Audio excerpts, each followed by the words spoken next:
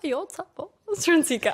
Po, ti ke një nuk e di sepse komentet bëjnë punën e tyre dhe ti nuk ka rëndësi moshën fakt, komentet edhe të mërzisin.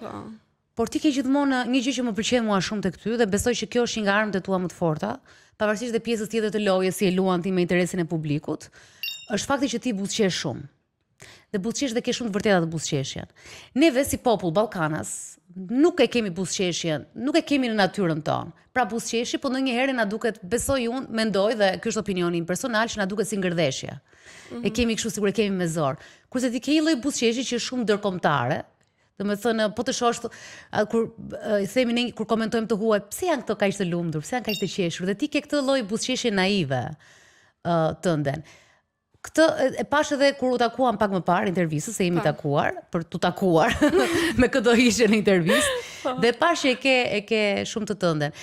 Dhe më vjen të pyes para se të kthehemi prapë te TikToku që qa fëmiri e ke pasur ti që ke këtë buzëqeshje? Nga vjen? Se ka shumë njerëz që nuk din asgjë për ty, vetëm aq sa shohin TikTok. Fëmëria ime ka qenë shumë e bukur, kam kujtime të bukura dhe e kujtoj si momentet më të bukura të 19 viteve jetesë që kam. Po ku je rritur?